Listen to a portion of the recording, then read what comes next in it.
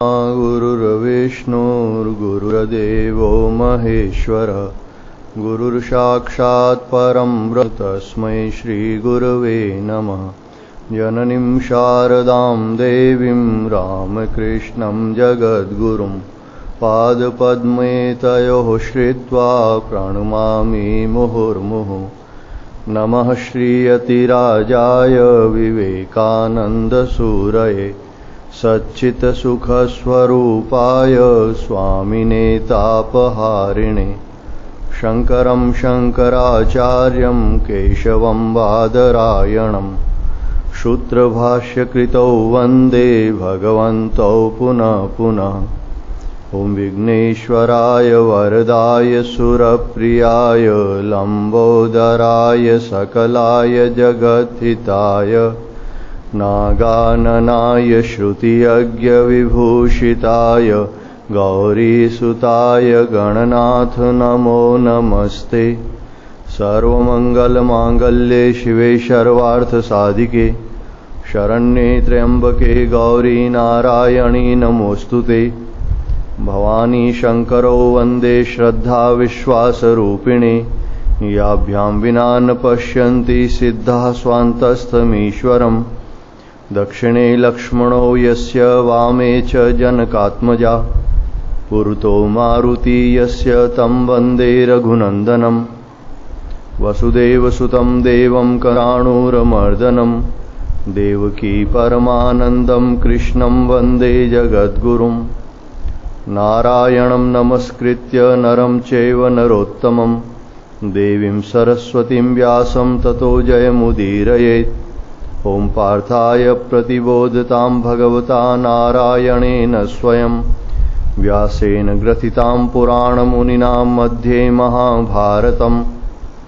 अद्वैतामृतवर्षिणीं भगवतीम् अष्टादशाध्यायिनीम् अम्ब त्वामनुसन्दधामि भगवद्गीते भवद्वेषिणीम्। सर्वोपनिषदो गावो दुग्धा गोपालनन्दनः पार्थो वत्सः सुधीर्भोक्ता दुग्धं गीतामृतं महत् दुग्धं गीतामृतं महत्। श्रीमन्नारायण नारायण नारायण श्रीमन्नारायण नारायण नारायण श्रीमन्नारायण नारायण नारायण श्रीमन्नारायण नारायण नारायण श्रीमन्नारायण नारायण नारायण श्रीमन्नारायण नारायण नारायण श्रीमन्नारायण नारायण नारायण श्रीमन्नारायण नारायण नारायण श्रीमन्नारायण नारायण नारायण श्रीमन्नारायण नारायण नारायण श्रीमन्नारायण नारायण नारायण श्रीमन्नारायण नारायण नारायण। बोलिए सच्चिदानंद भगवान की जय। वंदनीय संत चरणों में प्रणाम। भगवत स्वरूप समस्त भक्तगण, भगवती स्वरूपा मात्र शक्ति, श्रीमद् भगवद गीता 17वें अध्याय में भगवान श्री कृष्ण कहते हैं कि मनुष्य का जैसा अंतःकरण होता है वैसे ही उसकी श्रद्धा होती है, वैसे ही उनके उपास्य देव होते हैं। यानी वो देवताओं की उपासना सात्विक व्यक्ति करता है, यक्ष राक्षसों की राजसिक व्यक्ति करता है और भूत प्रेतों की तामसिक व्यक्ति उपासना करता है। वैसे ही आहार भी सात्विक व्यक्ति का सात्विक आहार होता है, राजसिक व्यक्ति का राजसिक आहार होता है, तामसिक व्यक्ति का तामसिक आहार होता है। तो आहार से भी व्यक्ति के अंतःकरण की पहचान होती है। तो भगवान 3 प्रकार के आहार का वर्णन करते हैं। आहार वैसे शरीर को पोषित करता है, इसे शरीर को हमारे शास्त्रों में अन्नमय कोश कहा है, यानी अन्न से ही ये बनता है, अन्न से ही इसका पोषण होता है, ये बढ़ता घटता है वो अन्न के कारण ही है। लेकिन इसका एक सूक्ष्म भाग है, वो मन तक जाता है।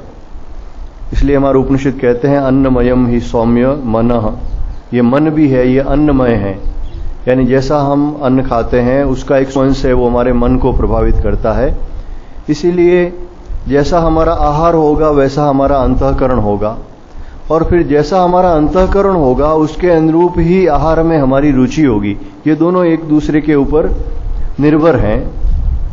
तो भगवान पहले सात्विक आहार का वर्णन करते हैं कि सात्विक व्यक्ति को किस प्रकार का आहार प्रिय होता है।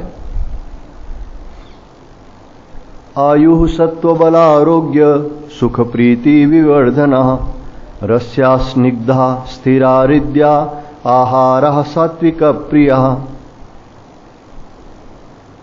आयु सत्व बल आरोग्य सुख प्रीति विवर्धनः, ये सात्विक आहार का परिणाम है। तो एक तो जो व्यक्ति सात्विक होता है उसकी स्वाद पर दृष्टि बाद में होती है, आहार का परिणाम क्या होगा, ये पेट में जाकर क्या हम इसमें मन के ऊपर शरीर के ऊपर प्रभाव डालेगा, ये सात्विक व्यक्ति की दृष्टि होती है। इसलिए भगवान ने पहले इस सात्विक आहार के परिणाम को बताया और फिर सात्विक आहार के लक्षण बताए। जो आयु को बढ़ाने वाला है, आयु सत्व यानी जो सतोगुण को बढ़ाने वाला है, हमारी बुद्धि को निर्मल करने वाला है। आयु बढ़ाने का अर्थ है हमारी जीवनी शक्ति को जो बढ़ाता है, और जो आरोग्य प्रदान करने वाला है, यानी जो भोजन रोगों को नष्ट करता है, नए रोग होने नहीं देता, उस प्रकार का जो भोजन है। सुख प्रीति विवर्धना, यानी जिस भोजन को करने से मन प्रसन्न होता है, यानी शरीर स्वस्थ भी रहे और मन प्रसन्न भी रहे।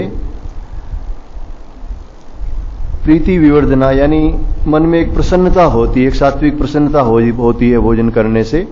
क्योंकि कई जैसे कोई कड़वी दवाई है, स्वास्थ्य के लिए लाभदायक हो सकती है, लेकिन जिसको खाने से मन में कोई प्रसन्नता नहीं होती है, वो तो ठीक है दवाई के रूप में खानी पड़ती। लेकिन ये भोजन स्वयं ऐसा है जो कि आरोग्य को भी देने वाला है और मन को प्रसन्न भी रखने वाला है, तो वो सात्विक भोजन कहा गया है, जिससे जीवनी शक्ति बढ़ती है, बुद्धि है वो निर्मल होती है, बल आरोग्य बढ़ता है और मन के लिए जो प्रीतिकारक है। अब ये किस प्रकार का आहार है वो सात्विक है, अब उसका वर्णन करते हैं। रस्या स्निग्धा स्थिरा हृदया आहार सात्विक प्रिया। सात्विक पुरुष को ऐसा भोजन प्रिय है जो रस्य है। रस यानी जो रस युक्त है, जिस भोजन के अंदर दूध चीनी आदि मिले हुए होते हैं, प्रायः जो मधुर रस का भोजन जिसे हम कह सकते हैं। तो गौ दुग्ध है, मिश्री है, चीनी है, ये सात्विक प्रकृति के कहे गए हैं। फल भी रस युक्त कह सकते हैं, जो ताजे फल होते हैं रस युक्त फल होते हैं। तो रस्या यानी ऐसा रस युक्त आहार। फिर स्निग्धा, जिसमें कुछ चिकनाहट होती है, जिसमें शुद्ध देसी घी हो, मक्खन हो, या सात्विक तेल जैसे बादाम आदि के तेल कहे गए हैं, या अन्य जो हम भोजन में ग्रहण करते हैं जो सात्विक तेल हैं। तो ये सात्विक तेल और घी मक्खन आदि ये स्निग्धा कहे गए हैं, यानी जिसमें कुछ चिकनाहट होती है भोजन में। स्थिरा यानी जो भोजन काफी समय तक अपना असर शरीर में रखते हैं, यानी कोई भोजन करें और थोड़ी देर बाद फिर भूख लगे, तो वैसा भोजन नहीं होना चाहिए। भोजन करने के बाद में तुरंत भूख नहीं लगे, जिसका सार भाग, जिसका ओज है वो शरीर में काफी देर तक बना रहे। लेकिन इसमें एक ध्यान रखना चाहिए, वो भोजन सुपाच्य होना चाहिए। ऐसा भी नहीं हो कि अत्यधिक गरिष्ठ हो, जैसे उड़द आदि के जो होते हैं पदार्थ, वो बहुत देरी से पचते हैं, शरीर में विकार भी पैदा करते हैं, हालांकि उससे भूख नहीं लगती लंबे समय तक। तो स्थिरा का अर्थ यह है जो स्वास्थ्य कारक हो लेकिन लंबे समय तक स्थिर रहे शरीर में उसका ओज।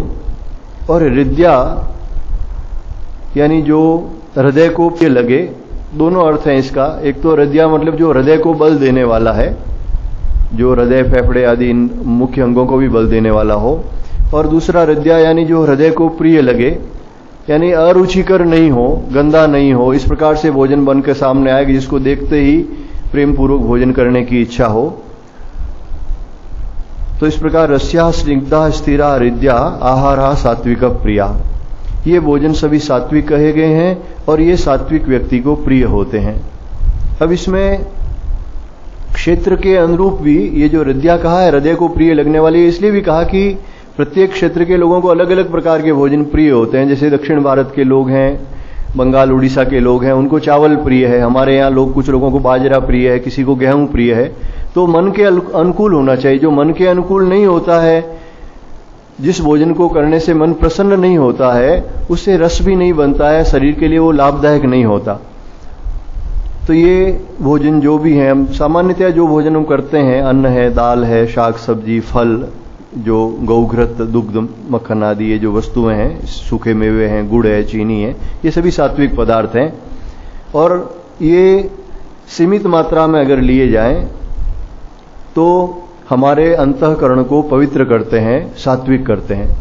अगर सात्विक आहार भी अत्यधिक मात्रा में लिया जाए तो वो सात्विक होते हुए भी राजसिक तामसिक प्रभाव डालेगा। अगर मान लो एक गौ दुग्ध की खीर बनी हुई है तो बहुत सात्विक है, लेकिन उसको भी अगर आप बहुत अधिक खाएंगे तो नींद आएगी, आलस्य आएगा।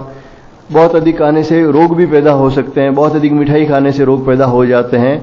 तो सात्विक आहार भी आत्मसम्मित होना चाहिए, यानी संयम के अनुरूप होना चाहिए। वैसे इसका युक्ताहार के रूप में वर्णन 6ठे अध्याय में विस्तार से किया था। युक्ताहार विहार यानी पेट है वो ठोस पदार्थों से आधा भरा जाए, 1/4 जलीय पदार्थ या जल से भरा जाए और 1/4 वायु के लिए खाली रखना चाहिए। इससे शरीर स्वस्थ रहता है। तो सात्विक आहार हो और वो भी बहुत अधिक नहीं हो, मात्रा में भी एक सीमित भोजन हो तो शरीर के लिए लाभकारक है। रोग, निद्रा आदि, आलस्य आदि पैदा नहीं करते। कट्वम लवणात्युष्ण तीक्ष्ण रुक्ष विदाहीन आहारा राजसश्चेष्टा दुख शोकामय प्रदा। अब राजसिक आहार का भगवान वर्णन करते हैं। क्योंकि राजसिक व्यक्ति जो होता है उसकी दृष्टि है वो स्वाद पर रहती है, भोजन के परिणाम पर बाद में उसकी दृष्टि जाती है। भोजन स्वादिष्ट होना चाहिए, इसके ऊपर ज्यादा दृष्टि रहती है। इसलिए भगवान ने यहां पर आहार के लक्षणों के ऊपर पहले जोर दिया है। पूर्व के श्लोक में जहां सात्विक की बात थी वहां पर भगवान ने परिणाम को पहले बताया और फिर आहार के लक्षणों पर जोर दिया। लेकिन यहां पर भगवान आहार के लक्षण पहले बता रहे हैं। कट्वम, कटु यानी होता है कड़वा, अम्ल यानी खट्टा, लवण यानी नमकीन, नमक युक्त, अति उष्ण गरम, बहुत गरम, और तीक्ष्ण यानी तीखा, रुक्ष यानी रूखा, और विदाहीन यानी दाहकारक। अब इसमें भाष्यकार भगवान शंकराचार्य कहते हैं कि ये जो अति शब्द है, जो उष्ण के आगे लगा हुआ है, अति उष्ण, कहते हैं इस अति शब्द को इस सब के साथ लगाना चाहिए। क्योंकि आयुर्वेद ये कहता है कि भोजन है वो षड्रस युक्त होना चाहिए। 6 रसों का इस भोजन में, इस शरीर में एक उपयोग है। यानी नमक का भी एक उपयोग है, कड़वी वस्तु का भी एक उपयोग है, खटाई का भी उपयोग है, तो मीठे का भी उपयोग है। लेकिन ये अति नहीं होने चाहिए। जैसे ये अति होते हैं वैसे ही अपना राजसिक प्रभाव डालते हैं। और उसका जो फल भगवान ने बताया, आहारा राजसश्चेष्टा दुख शोकामय प्रदा। राजसिक व्यक्ति को ऐसे पदार्थ प्रिय होते हैं और उसका परिणाम होता है वो दुख होता है, चिंता होती है, रोग उत्पन्न, आमय प्रदा, इससे रोग उत्पन्न होते हैं।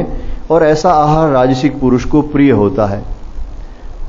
कड़वे पदार्थ जैसे मेथी है, ये करेला है, नीम है, ये सब कड़वे पदार्थ हैं।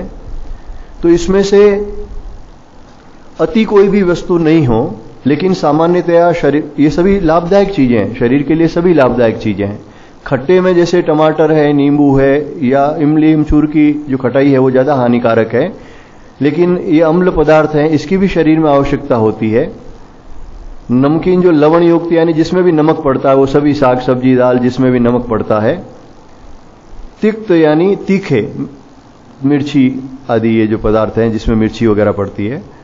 रुक्ष रूखे पदार्थ हैं, इसमें कोई रस नहीं होता है। रूखे पदार्थ का मतलब जैसे भुने हुए चने वगैरह है, ऐसे ये रूखे पदार्थ कहे गए हैं, भुनी हुई वस्तुएं, सत्तू वगैरह ये। और दाहकारक यानी जो पेट में जलन पैदा करते हैं, गरम मसाले है, वैसे कहते हैं राई भी है, ये दाहकारक पदार्थ है। तो ये जो राजसिक पदार्थ हैं, ये अगर अति मात्रा में लिए जाएं तो ये रोग पैदा करते हैं, और अति मात्रा में लेने पर पहले ही दुख शोक तो पहले ही शुरू कर देते हैं। यानी जैसे ही आप बहुत ज्यादा मिर्च मसाले युक्त या बहुत खट्टा भोजन करोगे तो मुंह में जलन होगी, मुंह जलेगा, जीभ में कंठ में जलन होगी। बहुत अधिक खट्टा होगा तो दांत है वो खट्टे हो जाएंगे, फिर खाने के लायक नहीं रहेंगे। भोजन करने के बाद में फिर पेट में जलन होगी, पचाने में परेशानी होगी, और ये जो गैस एसिडिटी आदि ये अनेक प्रकार के रोग हैं इसी से उत्पन्न होते हैं। तो ये अति मात्रा में न होकर अगर सीमित मात्रा में हो तो इनका प्रभाव भी सात्विक होता है। राजसिक भोजन जो है ये सीमित मात्रा में लिया जा सकता है, और ये षड्रस युक्त यानी सभी प्रकार के ये पदार्थ अगर सीमित मात्रा में लिए जाए तो ये शरीर स्वस्थ भी रखते हैं, और भोजन का एक स्वाद भी, भोजन के प्रति एक जो आकर्षण है, एक आनंद है, वो भी बना हुआ रहता है और हानिकारक नहीं होते। लेकिन जैसे ही ये अति मात्रा में होते हैं रोग पैदा करते हैं।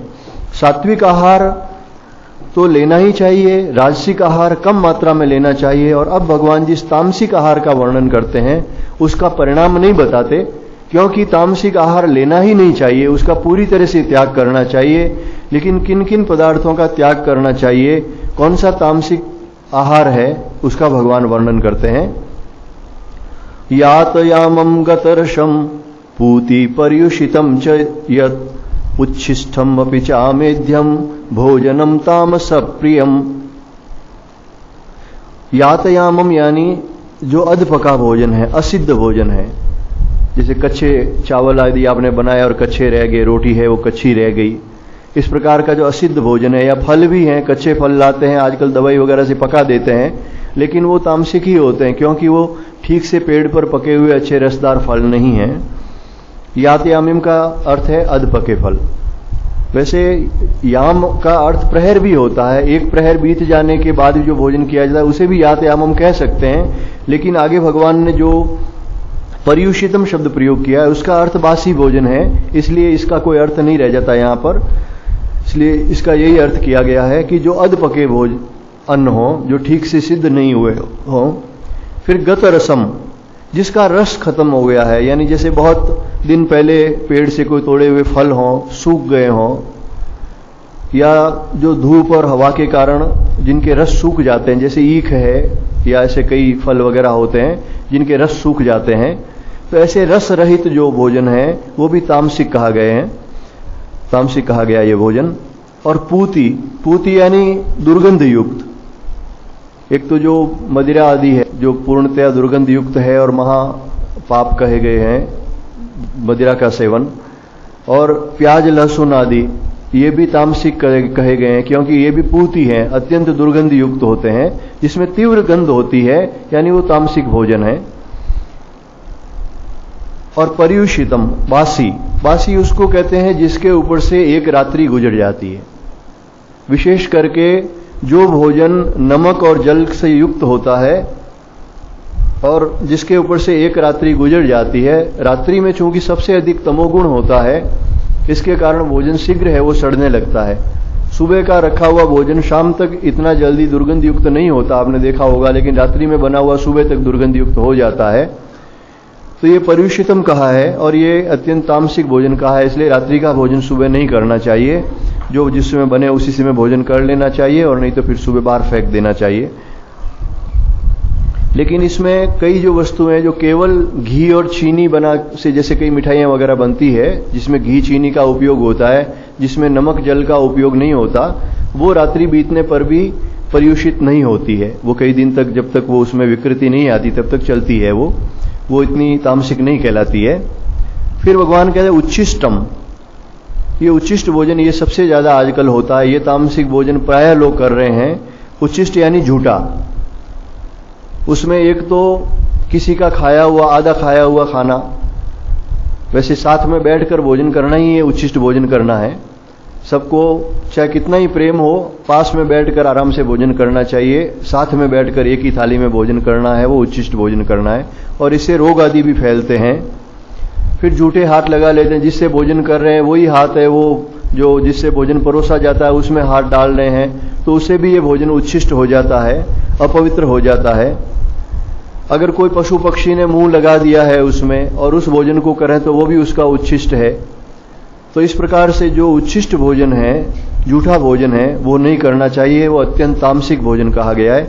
ये जो तामसिक जितने भी बताए हैं, यातयामम गत रसम पूति दुर्गंध युक्त, ये पूर्णतया त्याज्य कहे भगवान ने। राजसिक भोजन तो थोड़े बहुत किए जा सकते हैं, पर ये सात्विक भोजन करना चाहिए। राजसिक भोजन थोड़ी मात्रा में करना चाहिए, लेकिन तामसिक आहार पूरी तरह से त्याज्य है। ये करने से तमोगुणी वृत्ति बढ़ती है, आसुरी संपदा बढ़ती है और फिर भजन नहीं होता। एक और भगवान ने कहा है अमेध्यम। अमेध्यम शब्द का अर्थ होता है, मेद्य कहते हैं जिससे हवन किया जाता है, सामग्री जो यज्ञ हवन के लिए काम आती है, यानी पवित्र वस्तु। अमेद्य यानी अपवित्र वस्तु। इसमें कुछ तो वस्तुएं हैं वो स्वरूपतः अपवित्र होती है, यज्ञ हवन के कार्य में नहीं आती है। जैसे प्याज लहसुन युक्त कोई वस्तु है तो उसको तो, या तेल में तली हुई वस्तु है, उसकी आहुति नहीं दी जाती यज्ञ आदि में। घृत आदि से युक्त वस्तु है, अन्न आदि है, उनकी आहुति दी जाती है, औषधियों की आहुति दी जाती है। लेकिन इसके अलावा भी जो तामसिक पदार्थ जिसे कहा है, एक तो जितने भी नशीले पदार्थ हैं, चाहे गांजा हो, चाहे भांग हो, चाहे बीड़ी सिगरेट हो, अफीम है। आयुर्वेद में कई आसव हैं जो स्वास्थ्य के लिए लाभदायक कहे हैं, लेकिन वो भी धर्म के प्रतिकूल हैं। हमारा जो शास्त्र ये कहता है कि भोजन है वो आयुर्वेद सम्मत भी होना चाहिए और धर्मशास्त्र सम्मत भी होना चाहिए। ये आसव हैं वो शराब की तरह का प्रभाव रखते हैं, इसलिए उनको भी प्रायः ग्रहण नहीं करना चाहिए, वो भी तामसिक आहार में कहे गए हैं। और उसके अलावा जो अभक्ष्य पदार्थ जितने भी हैं, जो मांस मछली अंडा आदि जो प्रयोग करते हैं, वो तो शुद्ध तामसिक पदार्थ ही हैं। इसी को भगवान ने अमेद्य कहा है, अपवित्र है, जिसको किसी भी प्रकार से ग्रहण नहीं करना चाहिए। और कुछ भोज्य पदार्थ किसी के संसर्ग के कारण अमेद्य हो जाते हैं, अपवित्र हो जाते हैं। कोई व्यक्ति गौ हत्या करने वाला, ब्राह्मण हत्या करने वाला, या जो गर्भपात आदि कराते हैं, जो ये भ्रूण हत्या करने वाले लोग हैं, कहते हैं इनकी दृष्टि से ही भोजन अपवित्र हो जाता है। इनके द्वारा भोजन बना हुआ तो है, वो अपवित्र होता ही है। ये कौए कुत्ते आदि होते हैं, इनकी दृष्टि पड़ने से भोजन अपवित्र होता है। स्पर्श तो है वो अपवित्र कारक है ही। कोई अपवित्र स्त्री हो, उस अवस्था में उसको स्पर्श नहीं करना चाहिए भोजन का, या घर में भोज्य सामग्री का स्पर्श नहीं करना चाहिए, उससे भी भोजन अपवित्र होता है। भोजन में केश कंकर आदि गिरने से भोजन अपवित्र हो जाता है। बिना स्नान किए जूते पहन के जो भोजन बनाते हैं उसे भी भोजन अपवित्र हो जाता है। तो ये सारे के सारे जो खाद्य पदार्थ हैं वो भगवान ने एक ही शब्द में कहे हैं अमेध्यम। ये अमेध्य हैं, अपवित्र हैं, और उस आहार का पूरी तरह से त्याग करना चाहिए। अब 3 प्रकार के भोजन जो भगवान ने बताए हैं, उसमें से तामसिक का पूर्ण त्याग, राजसिक का सीमित मात्रा में प्रयोग, और सात्विक का भरपेट जिसे प्रयोग कह सकते हैं, लेकिन वो भी अत्यधिक मात्रा में न हो। अब इसके बाद में भगवान 3 तरह के यज्ञ बताते हैं। जो भगवान के निमित्त कर्म किए जाते हैं वो सभी यज्ञ कहलाते हैं, लेकिन विशेषतया जिसे हम हवन कहते हैं, जो यज्ञ क्रिया होती है, ये यज्ञ क्रिया किस प्रकार से होनी चाहिए। देखो, भगवान ने जो पिछले अध्याय के अंतिम श्लोक में कहा है कि इसके लिए शास्त्र ही प्रमाण है, इसलिए शास्त्र ही बताते हैं हमें किस प्रकार का यज्ञ होना चाहिए, उसमें क्या विधि होनी चाहिए और किस बात का ध्यान रखना चाहिए। जो तामसिक है उसका पूर्णतया त्याग करना चाहिए, राजसिक का भी है वो त्याग करना चाहिए, या उनका जो विधान है उसके अनुरूप करना चाहिए। जो सात्विक वस्तु है वो ही ग्रहण करने योग्य है। और यज्ञ, तपस्या और दान, ये तीनों अवश्य करणीय बताए हैं भगवान ने कि प्रत्येक मनुष्य को ये धर्म कार्य अवश्य करने चाहिए। इसलिए भगवान यज्ञ के 3 भेद बताते हैं। सबसे पहले अफलाकांक्षी भीर्यज्ञो विधि दृष्टो य इज्यते यष्टव्यमेवेति मनः समाधाय स सात्विकः।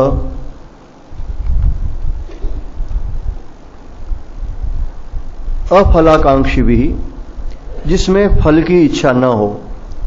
सात्विक यज्ञ का सबसे पहला जो लक्षण है कि वो निष्काम होना चाहिए। जो यज्ञ कर रहा है उसके मन में किसी प्रकार की धन की, स्त्री की, पुत्र की या रोग निवृत्ति की, मान बढ़ाई की, स्वर्ग की, कोई भी इस लोक या परलोक की कामना नहीं होनी चाहिए, तभी वो यज्ञ है वो पूर्ण सात्विक कहा जाता है।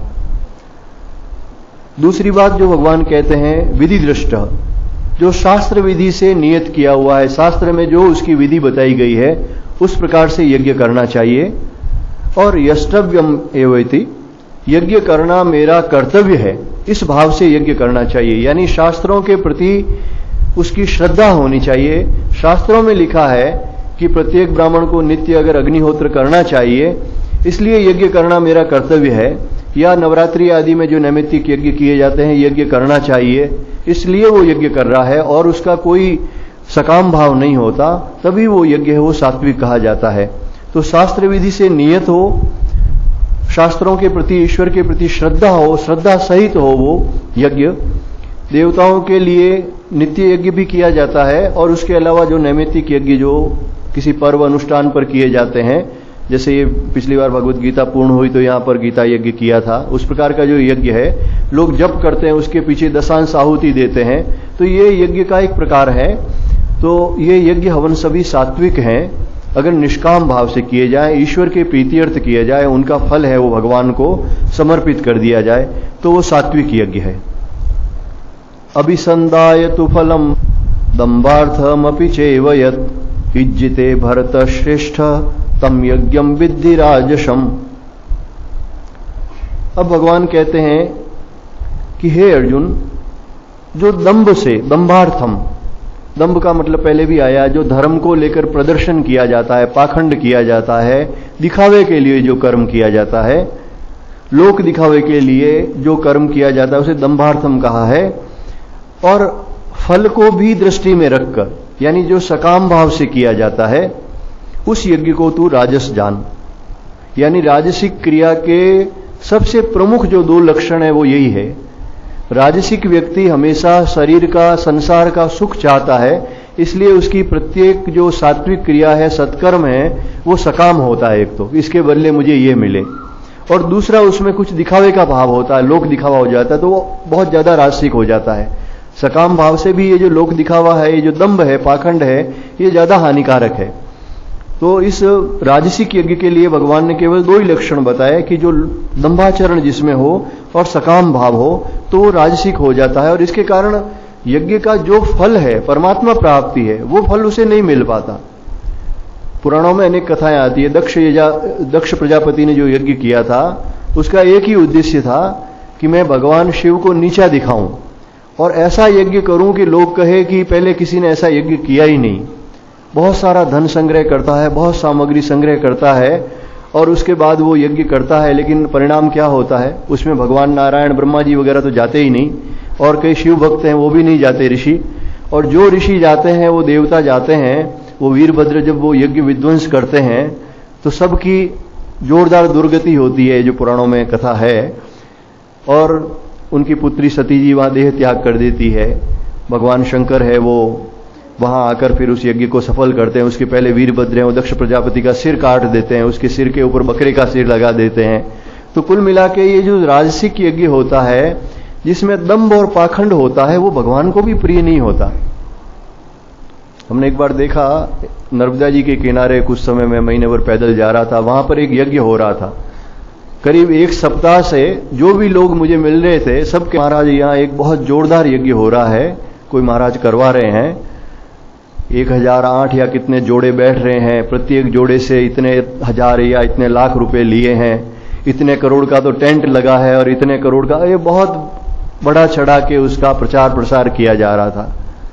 और कोई संयोग की बात थी, करीब 10 दिन बाद में ही मैं वहीं किनारे था, तो किसी व्यक्ति ने कहा कि महाराज वो जो यज्ञ हो रहा था, जिसके लिए बहुत प्रचार प्रसार हुआ था, वो यज्ञ जिस समय हो रहा था उस समय उसके पंडाल में कोई बिजली के शॉर्ट सर्किट के कारण आग लग गई और वो पूरा का पूरा पांडाल जलकर भस्म हो गया और उसमें कितने ही लोग हैं वो घायल हो गए और बहुत बड़ी हानि हो गई।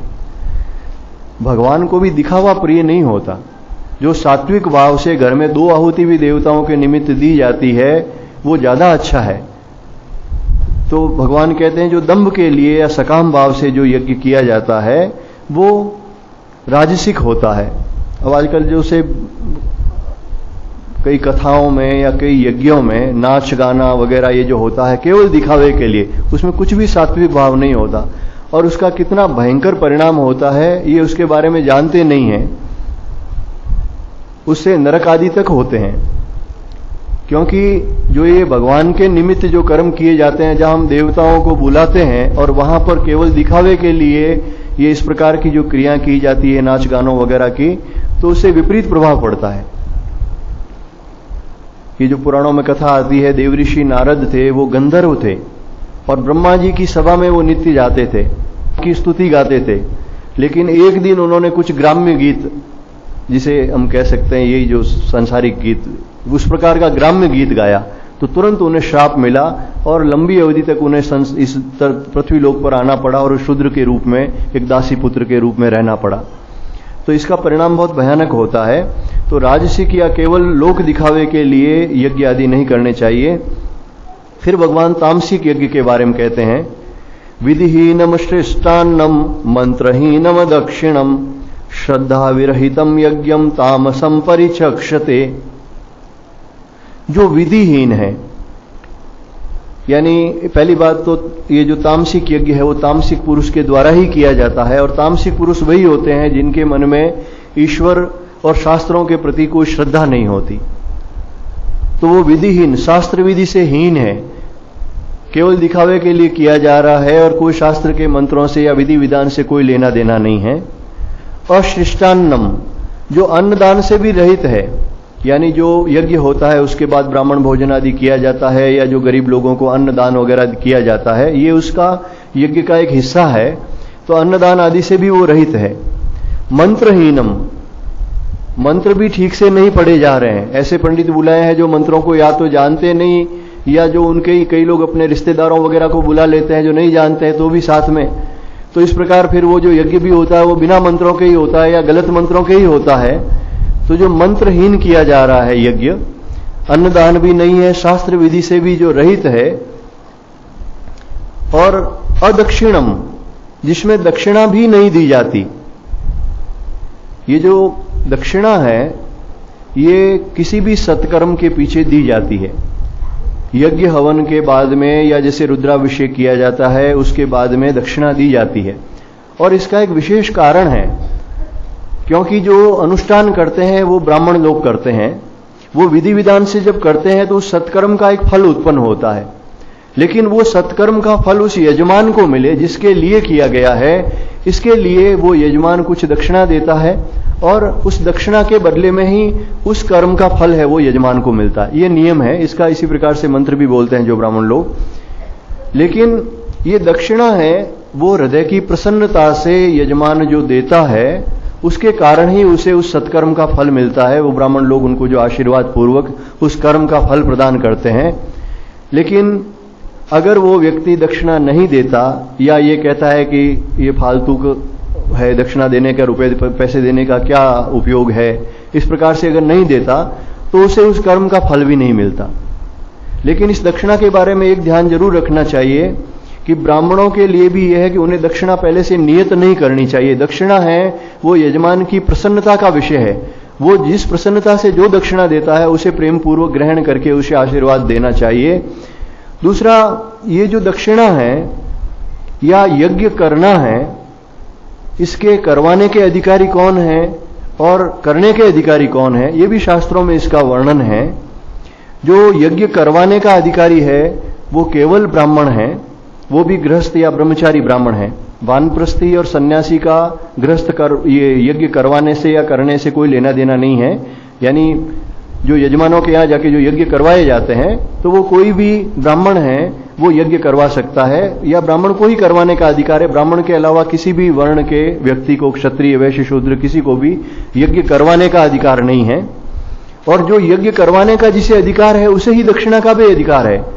तो दक्षिणा लेने का एकमात्र अधिकार है वो गृहस्थ या ब्रह्मचारी ब्राह्मण को ही है, इसके अतिरिक्त किसी को नहीं है लेने का अधिकार। न तो किसी अन्य वर्ण वाले को लेने का अधिकार है और न किसी अन्य आश्रम वाले को लेने का अधिकार है। जहां तक दक्षिणे का सवाल है वो द्विज वर्ग यानी ब्राह्मण क्षत्रिय वैश्य तीनों में से, क्योंकि ये तीनों यज्ञ करने के अधिकारी हैं, यज्ञोपवीत धारण करने का तीनों को अधिकार है, इसलिए तीनों यज्ञ करने के अधिकारी हैं और उन तीनों को दक्षिणा देने का भी अधिकार है। तो दक्षिणा के मामले में पहले से न तो नियत होनी चाहिए और जो गृहस्थ या ब्रह्मचारी ब्राह्मण है उसके अतिरिक्त किसी को दक्षिणा नहीं लेनी चाहिए। दान एक अलग विषय है। दान है वो कोई व्यक्ति जो दीन दुखी है, चाहे किसी भी वर्ण का हो, कोई भी व्यक्ति हो, उसे दिया जा सकता है। जैसे कोई भूखा व्यक्ति आए तो उसकी कोई जाति वर्ण कुछ नहीं देखा जाता, उसे रोटी देनी चाहिए। या ब्राह्मण भी जो दान लेते हैं, ब्राह्मण भी प्रायः दान लेने का अधिकार है, वो ब्राह्मण के पास में ही रहता है। क्षत्रिय वैश्य आदि दान नहीं लेते, ये प्रायः दान देते हैं। लेकिन जो अन्न का दान वगैरह है ये किसी भी व्यक्ति को दिया जा सकता है और कोई भी व्यक्ति जो भूखा व्यक्ति है वो लेने का अधिकारी हो जाता है, उसमें उसको प्रतिग्रह दोष नहीं लगता। लेकिन ब्राह्मण के लिए भी ये कहा गया है विद्या तपोभ्याम हीने न तु ग्राह्य प्रतिग्रह। जिसमें तपस्या नहीं है, जिसमें विद्या नहीं है, यानी या तो वो शास्त्रों का जानकार है इसलिए अनुष्ठान आदि करवाता है, और दूसरा वो गायत्री जप आदि करता है जिसमें तपस्या है, उसे ही दान लेना चाहिए। न तो वह उसका ब्रह्म तेज नष्ट हो जाता है। अगर दान लेता है और साधन भजन नहीं करता, अगर गायत्री जप नहीं करता, शास्त्र का ज्ञान नहीं है और फिर भी दान लेता रहता है तो उसका ब्रह्म तेज नष्ट हो जाता है, अधोगति हो जाती है, निम्न योनियों में चला जाता है। इसलिए दान लेने में हमेशा सावधान रहना चाहिए। जहां तक हो सके, अगर आवश्यकता नहीं है तो दान लेना ही नहीं चाहिए। तो यहां कहते हैं ये तामसिक यज्ञ की बात चल रही थी, जो विधिहीन है, शास्त्र विधि से हीन है, जो अन्नदान से रहित है, मंत्रहीन है, जो दक्षिणा से रहित है, और फिर अंतिम कहते हैं श्रद्धा विरहितम, जिसमें श्रद्धा भी नहीं है, जो यज्ञ करवा रहा है उसमें भी श्रद्धा नहीं है, तो ये यज्ञ भगवान कहते हैं तामस यज्ञ है, ये तामसिक यज्ञ कहलाता है और ये त्याज्य है। इसका विपरीत परिणाम होता है, उल्टा परिणाम होता है। अब भगवान 3 तरह की तपस्या बताते हैं। तपस्या से शरीर की शुद्धि होती है, शारीरिक तप से, और उससे मन की भी शुद्धि होती है। वाणी की जो शुद्धि होती है वो वाणी के तप से होती है, लेकिन उससे वाणी की शुद्धि के साथ मन की भी शुद्धि होती है, क्योंकि मन है वो शरीर और वाणी से जुड़ा हुआ है। और मानसिक तप जो अलग से बताए हैं भगवान ने, वो जिसमें मन की प्रधानता है, शरीर वाणी की प्रधानता नहीं है, उसे भगवान ने मानसिक तप कहा है। तो ये 3 प्रकार के तप पहले भगवान ने बताए हैं, शारीरिक और वाचिक और मानसिक। ये तपस्या प्रत्येक व्यक्ति को करनी चाहिए, इसमें कोई कठिनाई नहीं बताई। भगवान ने जो तप बताए हैं वो ऐसे बताए हैं जो प्रत्येक व्यक्ति कर सकता है। क्योंकि कल जैसा वर्णन किया था कि जो आसुरी प्रकृति के व्यक्ति होते हैं वो घोर तप तपते हैं, शरीर को कष्ट देते हैं, विभिन्न प्रकार की शूलें डालना, कांटों पे सोना, शरीर को सुखाना, इसकी आवश्यकता नहीं है। शरीर संबंधी तप कौन से हैं, वाणी संबंधी कौन से हैं और मानसिक तप कौन से हैं, भगवान ने जो बताए हैं, जो शास्त्र सम्मत है, उन तपस्याओं को सभी व्यक्ति कर सकते हैं और वो करने चाहिए। उससे चित्त की शुद्धि होती है, भगवत प्राप्ति में ये सहायक हैं। देव द्विज गुरु प्राज्ञ पूजनम शौच मार्जवम ब्रह्मचर्य अहिंसा च शारीरम तप उच्यते। देव द्विज गुरु प्राज्ञ पूजनम, इन 4 का पूजन होना चाहिए। हमारे जहां भी कोई अवसर आता है, कोई अनुष्ठान होता है, या हमारे व्यवहार में भी पूजन का अर्थ केवल यही नहीं है कि हम उनके ऊपर कोई जल पुष्प चढ़ाएं या तिलक। देवताओं का पूजन तो वैसे ही होता है, जैसे वैसा ही पूजन होता है। जैसे शिवलिंग पे हम जल चढ़ाते हैं या पुष्प हैं, बेलपत्र हैं, भगवान सालग्राम जी को तुलसी पत्र आदि चढ़ाते हैं, जैसा विधान है। तो जो शास्त्रोक्त देवता हैं, जो पंचदेव कहे गए हैं, गणेश जी, जगदम्बा, भगवान शंकर, नारायण, सूर्य भगवान को जैसे हम जल देते हैं, अर्घ देते हैं, तो उसी से उनका पूजन हो जाता है। प्रणाम करने से, यहीं घूमकर उनको परिक्रमा करने से ही उनका पूजन हो जाता है। तो इस प्रकार से एक तो देवताओं का पूजन करना चाहिए, द्विज पूजन, ब्राह्मणों का पूजन, ये एक तो यज्ञ हवन के समय में ब्राह्मण का पूजन किया जाता है, जो यज्ञ करवाते हैं उनका, लेकिन उसके अतिरिक्त भी पूजन का अर्थ है उनको आदर देना, प्रणाम करना, हो सके तो उनकी सेवा करना या उनको सुख पहुंचाना, उनसे द्रोह नहीं करना। ये भी शास्त्र में विधान है, यहां भगवान स्वयं कह रहे हैं द्विज पूजन। और रामचरितमानस में तो आपने पढ़ा होगा, जगह जगह भगवान ने कहा है कि ये जो ब्राह्मण हैं उनकी पूजा करने से मैं ही नहीं, ब्रह्मा विष्णु तक प्रसन्न होते हैं। मन क्रम वचन कपट तजी, जो कर भूसुर सेव, मोही समेत विरंची शिव, बस ताके सब देव। भगवान राम कहते हैं ये गंधर्व को, जो कबंध राक्षस बन गया था दुर्वासा ऋषि के श्राप से, अपराध के कारण ही भगवान दुर्वासा ऋषि ने उन्हें श्राप दिया था। फिर भगवान ने जब उसका उद्धार किया तो भगवान कहते हैं, सुनु गंधर्व कहूं मैं तो ही, मोहि न सोहाई ब्रह्मकुल द्रोही। भगवान कहते हैं मुझे ब्राह्मणों का द्रोही सुहाता नहीं है। इस संसार में जो ब्राह्मणों का विरोध करते हैं वो क्या मुझे सुहाता नहीं है। और जो मन से वचन से कपट छोड़कर जो ब्राह्मणों की सेवा करते हैं, वहां भगवान कहते हैं मोही समेत, मेरे समेत विरंची शिव, ब्रह्मा और शिव भी उनके वश में होते हैं। देखो ये धर्म है, इस धर्म का पालन करने से, जो भगवान कहते हैं ये भगवान की वाणी है, इसका पालन करने से हमें लाभ होता है। अब कोई ये कहे कि भाई ब्राह्मण पहले जैसे नहीं रहे, पहले जैसे तपस्वी नहीं रहे, उसका कोई अर्थ नहीं है। जैसे एक पतिव्रता स्त्री के लिए पति की सेवा करना धर्म है, और वो अगर धर्म का पालन करती है, शास्त्रों की आज्ञा का पालन करती है, तो उससे पतिव्रत धर्म का फल मिलता है। मंदोदरी भी पतिव्रता थी और सीता जी भी पतिव्रता थी। राम जी और रावण का तो एक जैसा स्वभाव नहीं था, फिर भी सेवा करके उन्होंने पतिव्रता के उस लोक को, परमात्मा के लोक को प्राप्त किया। तो ये जो धर्म है, कलिकाल में आश्रम व्यवस्था प्रायः नष्ट हो जाती है, वर्ण आश्रम व्यवस्था नष्ट हो जाती है। प्रत्येक कलिकाल में होता है, प्रत्येक कल्प में ये घटनाएं होती है। हर व्यक्ति अपने आश्रम के जो कर्म है वो छोड़ रहा है, कम कर रहा है, फिर भी कुछ न कुछ संस्कार उसमें रहते ही हैं। लेकिन जो इस धर्म का पालन करेगा, जो भगवान की आज्ञा का पालन करेगा, जो ब्राह्मणों को की सेवा करता है, उन्हें प्रणाम करता है, तो उनको लाभ मिलता ही है, क्योंकि इनमें ज्ञान रहता है, शास्त्र ज्ञान रहता है, इन्हीं के द्वारा अनुष्ठान आदि करवाए जाते हैं। आध्यात्म संबंधी ज्ञान और शास्त्र संबंधी ज्ञान और आहार का संयम, शुद्धि अशुद्धि का ज्ञान, कर्तव्य अकर्तव्य का ज्ञान, ये सबसे पहले जितना ब्राह्मणों में था उतना और किसी में नहीं था। शास्त्रों में कहीं भी ब्राह्मणों ने अपनी प्रशंसा नहीं की। लोग कहते हैं कि ब्राह्मणों ने ये लिख दिया, ऐसा नहीं है। ब्राह्मणों ने कहीं भी अपनी तपस्या के बारे में अपनी प्रशंसा नहीं की, लेकिन भगवान ने स्वयं ने, भगवान राम ने, भगवान कृष्ण ने ब्राह्मणों की सेवा करने के लिए कहा। और किस लिए कहा कि ये लोग अत्यंत सात्विक होते थे, अत्यंत तपस्वी होते थे, और उसी कारण से उनकी सेवा करने से ज्ञान और भक्ति की प्राप्ति होती है, सत्वगुण की प्राप्ति होती है, इसीलिए इनकी सेवा करने को कहा गया। और इससे जैसे हमें माता पिता की सेवा का फल मिलता है, जिस प्रकार से गुरुजनों की सेवा का फल मिलता है, उसी प्रकार से ब्राह्मणों की सेवा का भी एक फल मिलता है।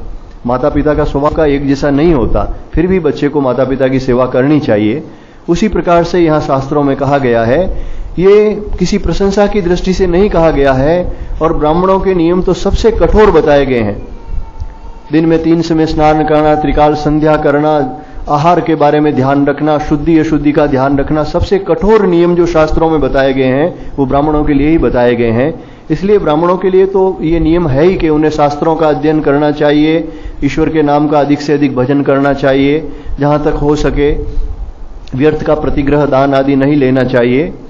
लेकिन अन्य वर्ण के लिए भगवान कहते हैं देव द्विज गुरु प्राज्ञ पूजनम, जो देवताओं का जैसा पूजन करते हैं वैसे ब्राह्मणों को भी आदर देना चाहिए। फिर गुरु पूजनम, गुरु जो भी हमारे शिक्षा गुरु हैं, दीक्षा गुरु हैं, जो मंत्र देते हैं वही गुरु हैं, जिन्होंने हमको कुछ शिक्षा दी है वो भी गुरु हैं, जिससे भी ज्ञान प्राप्त होता है वो भी गुरुवत हैं, और माता पिता हैं वो सबसे पहले गुरु हैं। तो इन सब गुरुजनों का भी पूजन करना चाहिए, उन्हें भी आदर देना चाहिए। तो पूजन का अर्थ जो मैंने कहा कि सब जगह पूजन का अर्थ केवल बाह्य पूजन ही नहीं है। जैसे माता पिता है तो नित्य जरूरी नहीं कि हम उनको कोई तिलक लगाएं या पुष्पमाला चढ़ाएं, लेकिन कम से कम उनको आदर देना, उनको प्रणाम करना, उनकी सेवा करना, उनकी आज्ञा का पालन करना, ये भी है वो उनका पूजन ही कहा गया है। और प्राज्ञ पूजनम, इस प्राज्ञ में सभी आ जाते हैं, जो भी ज्ञानी जन है, संत है, भक्त है, यहां कोई जाति वर्ण आदि का कोई सवाल नहीं है। जिसमें भी ज्ञान है, जिसमें भक्ति है, जिसमें सत्व गुण है, उन सबको आदर देना चाहिए। देव द्विज गुरु प्राज्ञ पूजनम, तो इन सब का पूजन करने से हमें सत्वगुण मिलता है और ये शारीरिक तप कहा है भगवान ने। विनय पत्रिका में जो गोस्वामी जी महाराज कहते हैं, द्विज देव गुरु हरि संत बिन संसार पार न जाइए, यह जानी तुलसीदास त्रास हरण रमापति गाइए।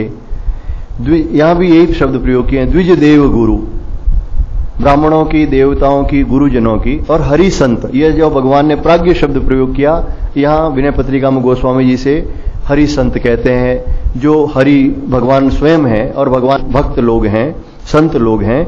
इनके बगैर कहते हैं संसार पार न पाइए, संसार से, भवसागर से पार नहीं उतर सकता मनुष्य जब तक कि इनको आदर नहीं देता। और कहते हैं इसीलिए त्रास हरण रमापति गाइए, यह सब जानकर, यानी इन सबको आदर देते हुए फिर भगवान के नाम का कीर्तन करना चाहिए, आनंद से भजन करना चाहिए।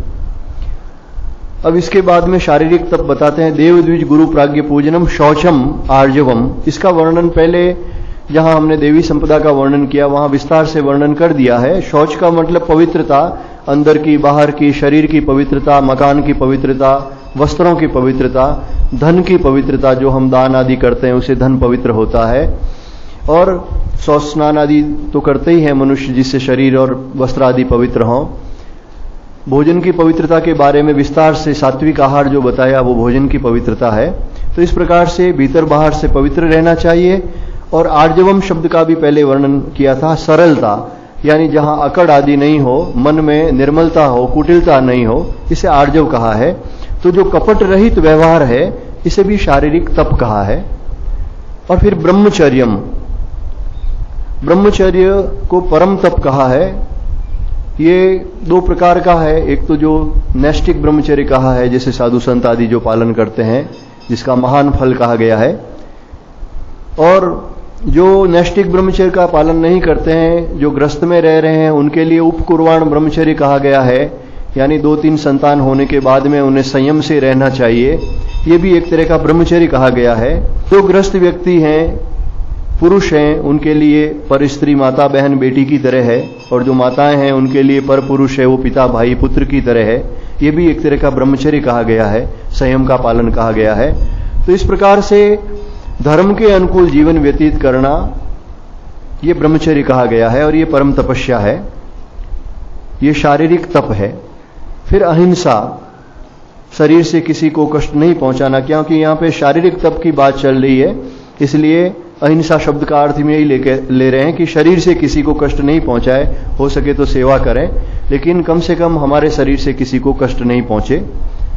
आगे जो वाणी संबंधी तप कहे हैं भगवान ने, अनुद्वेगकरम वाक्यम सत्यम प्रियहितम च यत् स्वाध्याय व्यसनम चैव वाङ्मयम तप उच्यते। अनुद्वेगकरम, जिससे उद्वेग पैदा नहीं हो, यानी किसी को दुख या क्लेश पैदा नहीं हो। वाणी ऐसी होनी चाहिए जिससे कि अगले वाले का हृदय है वो प्रसन्न हो। तो जो अनुद्वेग कर्म है, किसी को उद्वेग पैदा या आवेश हो, क्रोध हो दूसरे को, इस प्रकार का वाक्य नहीं कहना चाहिए। और प्रिय हितम, जो प्रिय कारक भी हो, मधुर वाणी हो, सरल हो, शांत हो, जिसमें व्यंग वचन आदि नहीं हो। और हितकारक भी हो, जिससे सभी का मंगल हो, सभी के प्रति एक दया का भाव हो, जिससे द्वेष कलह आदि पैदा नहीं हो। इस प्रकार के हितकारक वचन कहने चाहिए। और सत्यम, यानी जो यथार्थ भाषण है, जैसा हमने सुना है, जैसा देखा है, जैसा समझा है, वैसा ही आगे जो कहना है, ये सत्य भाषण है। तो ये वाणी का एक तो तप कहा है कि जो उद्वेग कारक नहीं हो वचन, जो अप्रिय वचन नहीं हो, असत्य नहीं हो, इस प्रकार की जो वाणी है, ये वाणी का तप कहा गया है। यानी इससे वाणी पवित्र होती है और वाणी पवित्र होने से मन भी पवित्र होता है। इसके अलावा आगे जो कहते हैं स्वाध्याय अभ्यसनम, यानी सत्शास्त्रों का अभ्यास करना। जो हम स्तोत्र पाठ करते हैं, भगवत गीता का अध्ययन करते हैं, रामचरितमानस का आदि जो भी सत्शास्त्र हैं, वेद शास्त्र हैं, पुराण हैं, इनका अध्ययन करना चाहिए और भगवान के नाम का जप करना चाहिए। ये सभी स्वाध्याय के अंतर्गत हैं और यही वाणी के तप कहे गए, वांग्मयम तपोच्यते, जो वाणी को भी पवित्र करते हैं और मन को भी पवित्र करते हैं। और ऐसा नहीं करने से अगर कई लोग जैसे गाली गलौज वगैरह के सिवाय बात नहीं करते, इस प्रकार की जिनकी प्रवृत्ति हो जाती है, हमेशा कठोर वचन बोलते हैं, मर्म वचन बोलते हैं, तो उनको बहुत हानि होती है, वाणी की शक्ति चली जाती है। भगवान का ये विधान है, जिस भी इंद्री का हम दुरुपयोग करते हैं, आगे वो वाणी, वो इंद्रिय न तो स्वस्थ मिलती है और इस जन्म में भी नष्ट हो जाती है। कई बार जो गूंगे आदि जन्म से गूंगे होते हैं लोग, वो प्रायः ऐसे ही व्यक्ति होते हैं जिन्होंने पूर्व जन्म में गाली गलौज ही ज्यादा किया है या किसी की वाक शक्ति नष्ट हो जाती है। कई लोग फिर अत्यंत जो दुष्ट प्रकृति के होते हैं, वो फिर पशु पक्षी, कुत्ते कौए आदि योनि में चले जाते हैं, दिन भर काम करते रहते हैं। तो ये जो वाणी है, इसका सदुपयोग करना चाहिए। इसके बाद जो मानसिक तप कहे गए हैं, अब इसका वर्णन कल ही होगा, क्यों आज थोड़ा 15वें अध्याय का स्वाध्याय कर लेते हैं। नारायण।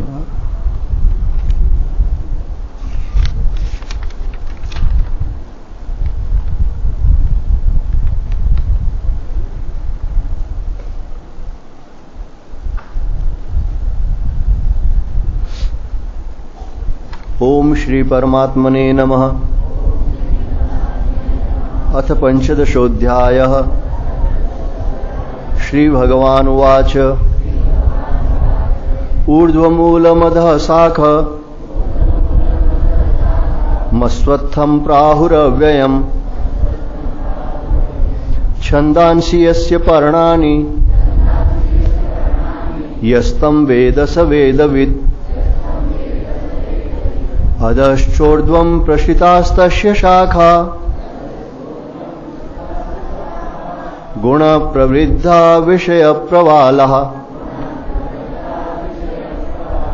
अधस्य मूलान्यनुसन्ततानि कर्मानुबन्धीनि मनुष्यलोके न रूपमस्येह तथोपलभ्यते नान्तो न चादिर्न च सम्प्रतिष्ठा अश्वत्थमेनं सुविरूढमूल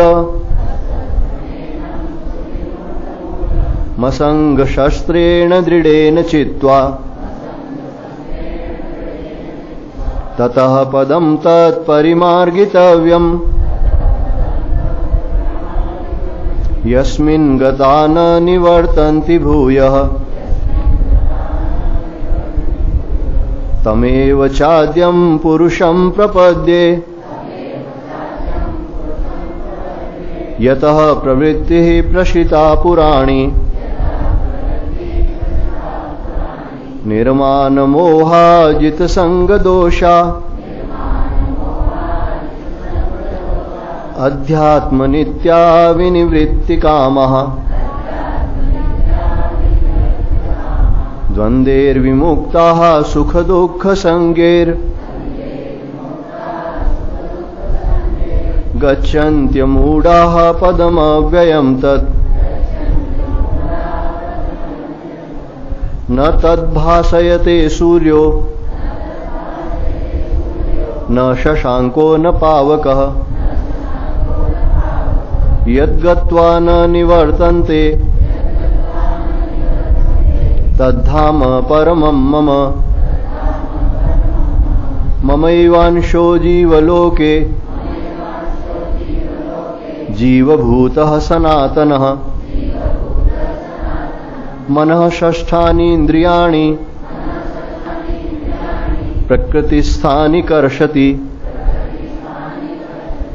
शरीरं यदवाप्नोति यच्चाप्युत्क्रामतीश्वरः गृहीत्वैतानि संयाति वायुर्गन्धानिवाशयात् श्रोत्रं चक्षुस्पर्शनं च रसनं घ्राणमेव च अधिष्ठाय मनश्चायं विषयानुपसेवते उत्क्रामन्तं स्थितं वापि भुञ्जानं वा गुणान्वितं विमूढानानुपश्यन्ति पश्यन्ति ज्ञानचक्षुषः यतन्तो योगिनश्चैनं पश्यन्त्यात्मन्यवस्थितम् यतन्तो प्रकृतात्मानो नैनं पश्यन्त्यचेतसः यदादित्यगतं तेजो जगद्भासयतेऽखिलम् यच्चन्द्रमसि यच्चाग्नौ तत्तेजो विद्धि मामकम् गामाविश्य च भूतानि प्रयाम्यहमोजसा पुष्णामि चौषधिः सर्वः सोमो भूत्वा रसात्मकः अहं वैश्वानरो भूत्वा प्राणिनां देहमाश्रितः प्राणापानसमायुक्तः पचाम्यन्नं चतुर्विधम् सर्वस्य चाहं हृदि सन्निविष्टो मत्तः स्मृतिर्ज्ञानमपोहनं च वेदैश्च सर्वैरहमेव वेद्यो वेदान्तकृद्वेदविदेव चाहम् द्वाविमौ पुरुषौ लोके क्षरश्चाक्षर एव च क्षरः सर्वाणि भूतानि कूटस्थो अक्षर उच्यते उत्तमः पुरुषस्त्वन्यः परमात्मेत्युदाहृतः यो लोकत्रयमाविश्य बिभ्रत्यव्यय ईश्वरः यस्मात्क्षरमतीतोऽहम् मक्षरादपि चोत्तमः अतोऽस्मि लोके वेदे च प्रथितः पुरुषोत्तमः यो मामेवं सम्मूढो जानाति पुरुषोत्तमम् स सर्वविद् भजति मां सर्वभावेन भारत इति गुह्यतमं शास्त्र मिदमुक्तं मया नघ एतद्बुद्ध्वा बुद्धिमान् स्यात् कृतकृत्यस्य भारत कृतकृत्यस्य भारत ओम तत्सदिति श्रीमद्भगवद्गीतासूपनिषत्सु ब्रह्मविद्यायां योगशास्त्रे श्रीकृष्णार्जुन संवादे पुरुषोत्तम योगो नाम पंचदशोऽध्यायः। हरि ओम तत्सत् हरि ओम तत्सत् हरि ओम तत्सत् हरि ओम तत्सत्। श्री कृष्ण गोविंद हरे मुरारे हे नाथ नारायण वासुदेव। श्री कृष्ण गोविंद हरे मुरारे हे नाथ नारायण वासुदेव। हे नाथ नारायण वासुदेव। हे नाथ नारायण वासुदेव हे नाथ नारायण वासुदेव हे नाथ नारायण वासुदेव श्री कृष्ण गोविंद हरे मुरारे हे नाथ नारायण वासुदेव श्री कृष्ण गोविंद हरे मुरारे हे नाथ नारायण वासुदेव हे नाथ नारायण वासुदेव हे नाथ नारायण वासुदेव हे नाथ नारायण वासुदेव हे नाथ नारायण वासुदेव श्री कृष्ण गोविंद हरे मुरारे हे नाथ नारायण वासुदेव श्री कृष्ण गोविंद हरे मुरारे हे नाथ नारायण वासुदेव। बोलिए सच्चिदानंद भगवान की जय। सियावर रामचंद्र भगवान की जय। श्री कृष्णचंद्र भगवान की जय। श्री रामकृष्ण भगवान की जय। सब संत महात्माओं की जय। नमः पार्वती पतये हर हर हर महादेव। काशी विश्वनाथ की जय। ओम शांति।